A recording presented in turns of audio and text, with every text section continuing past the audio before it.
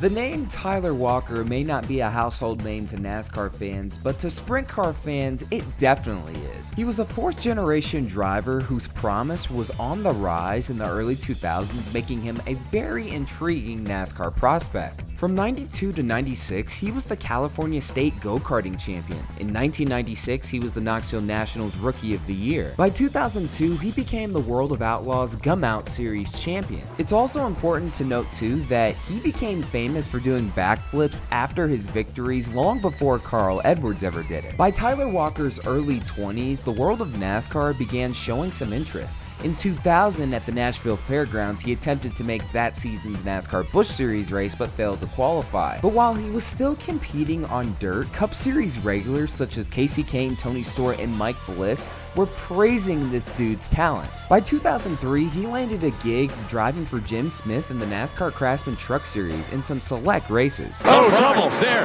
Tyler Walker at the number 7. Oh, that's a shame. Had a great run going. He was in 8th position. And Conrad Burr or outside of him up against the wall. Boy, that's a shame. Tyler Walker was doing a real great job. Well, a lot of damage to that truck. Got hit. Man, oh man. Well, look at the 7 right now. Tyler Walker, I think cut a tire or something. He's wiggle-woggling all over the place. Loses it finally, and big impact. 87 had nowhere to go. Nothing he could do at all.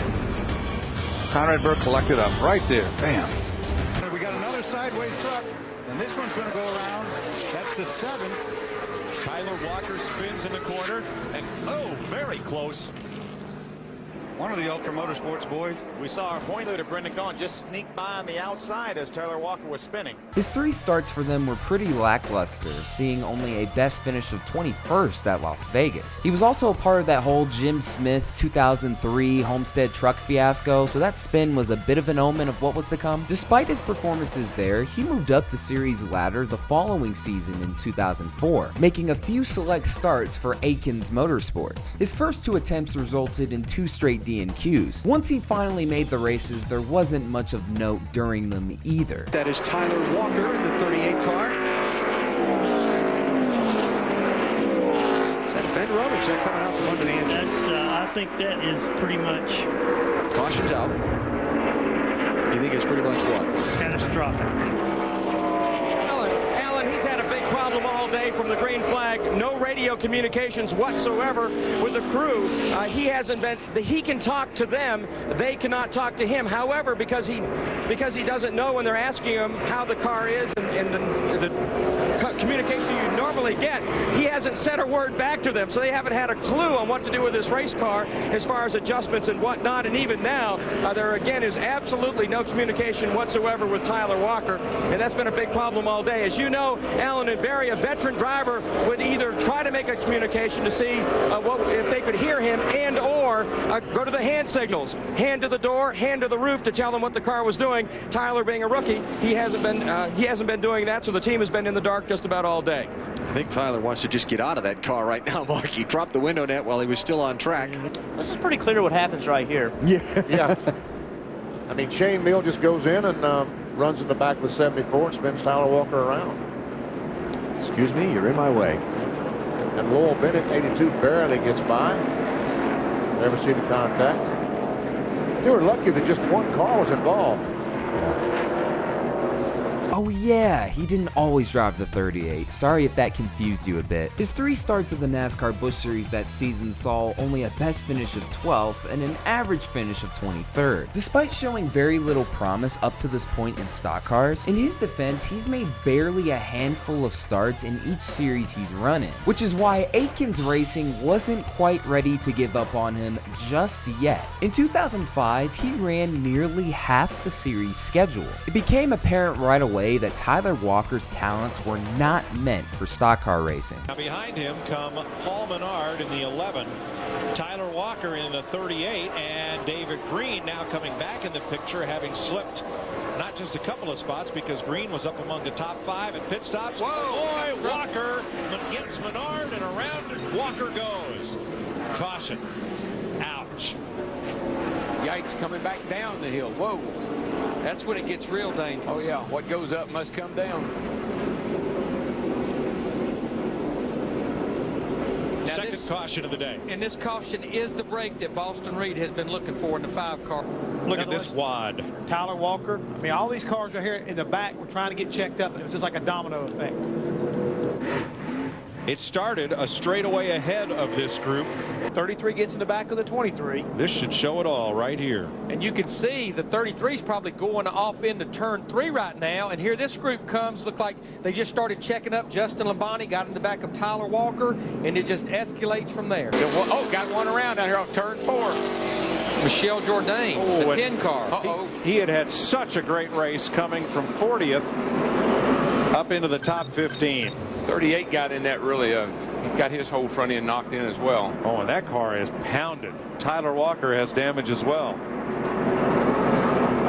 I tell you, I don't know if it's a full moon under the lights or what it is, but these guys are driving like there's no tomorrow. Did that car just snap loose? It sure looked like it. I tell you who just got by was our pole sitter, Casey Kane, in the 6 car, who was back there after 21 that bad as pit well. stop. Kevin Harvick, just watch Kevin Harvick's car. Yeah, nobody touched Jourdain. Doesn't appear. Till now. Tyler Walker gets into him, and that sends him straight into the safer barrier. Spin down the front straightaway. Tyler Walker, who finally did get his car started, looked like he wouldn't make the green flag for this race. Brings out the first caution. The car. Tyler normally drives the 38 car in some races, but since Casey Kane is in the 38 here, this is a one-race deal for Tyler in this 28 car. And yeah, he couldn't even get his car cranked at the beginning of the race. Right now, he's 19 laps down, and just 4 or 5 laps after coming out on the racetrack, this is what happens.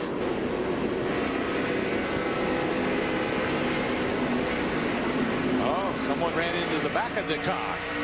But Darrell, what I heard there, that was Greg Biffle right there. You could even hear Greg kicking out of the throttle. Yeah, I think to keep from running over Tyler. I don't think he expected him to come up in front of him quite like that, being a number of laps already down. Car on the wall, turn 4, Tyler Walker. Man, what a day it's been for this team. Yeah. Yeah, you can see the frustration there, chucking that steering wheel up onto the dashboard. That's too bad. Engine failure on their 2nd lap of qualifying earlier today, and the crew thrashed around to get that thing installed, rolled the car out onto the grid while they were singing the national anthem. That's how close they cut it to being able to get into the race. Oh, and wow, Tyler Walker. And that's a hard hit right there. Yes, it is. Ever see Kobe Luck, the red nose? And, oh, wow. Oh, man.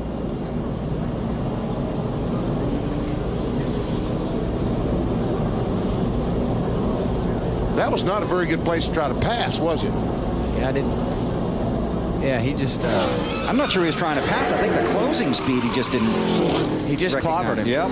The highlight of the season was a 14th place finish at Charlotte. The rest was a complete disaster. An average finish of 28.3 along with 6 DNFs saw Tyler Walker never get another opportunity in the Busch Series again. In the Truck Series, that was a different story. For 2007, he got one final opportunity from Bill Davis Racing to drive the 36 Toyota. Oh, we got a crash. Joey Clanton has come. He tried to slow down to get onto pit road, and in doing so, he has caused a melee behind him. Is that Ken Schrader? That's Ken Schrader just going out of our screen. There's Tyler Walker right there, the 36. There's Craig Kinzer, the 47, spinning around. Jason White had a good run going with his gunbroker.com. Ford, the 3 wide behind him. Oh, the 63 truck just didn't get the memo, man. He couldn't slow down as Joey Clanton was trying to get off the racetrack. Joey was not off the racetrack yet. He was straddling the yellow line, and they came around there. K&N Filters on the truck for 3 races for Travis Quapple here in Martinsville in Kansas. The bad news is, despite 9 wins here, and we have trouble on the racetrack. Wow, that was the 50 truck of TJ Bell. Oh, look at Tyler Walker's truck. A lot of damage to that Toyota. You talked about it. Cold tires. Fix this radiator. Cold tires, cold night. That's what's going to happen. This is a great shot. Look at the chain reaction. They just slow down, slow down, slow down. It's really important, Phil, to just be patient on these starts. Here comes Tyler Walker back on pit road. That's the 36 truck right there. He pitted back on lap number 57. We've only run 8 laps, and he's back on pit road. We're going to have to see what they're going to do. Does he have a tire going down? A lot of times you hear a driver will say, I got a vibration or feeling something different here in the truck. Well, green flag pit stops. Obviously, the business picks up down there, Ray. Yeah, absolutely, and so much confusion down here amongst these crew chiefs of trying to figure out where the penalty was. Rick Wren said to me that he timed Ron Hornaday all the way off pit road and he couldn't figure it out. Tyler Walker getting 4 tires on here. Obviously, he said he had a vibration.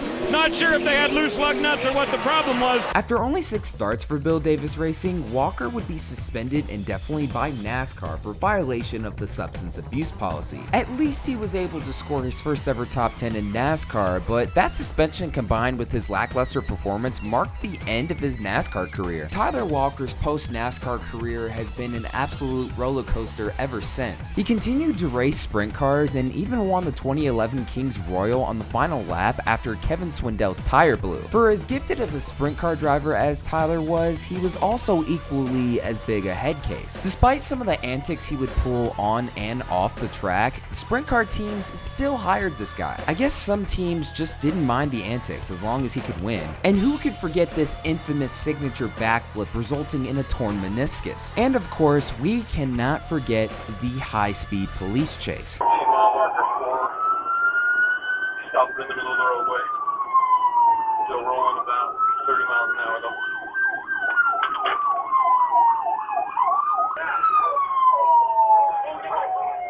Stop the car!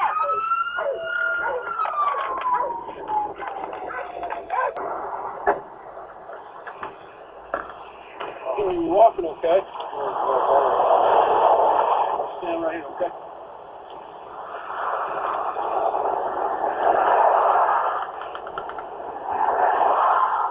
The high-speed chase went through 3 states. Police found methamphetamine in his car, and Tyler Walker ended up pleading guilty. He ended up serving only 90 days in a Utah state prison, and that's the last we've ever heard of Tyler Walker. A lot of these actions were obviously due to drug abuse, and one could hope that he is on a much better path today. Tyler Walker's another case of a driver whose talents from sprint cars couldn't translate over to stock cars. And as we know now, some possible demons might have also unfortunately played a factor, making him a NASCAR bust. And once again, that'll do it for another video.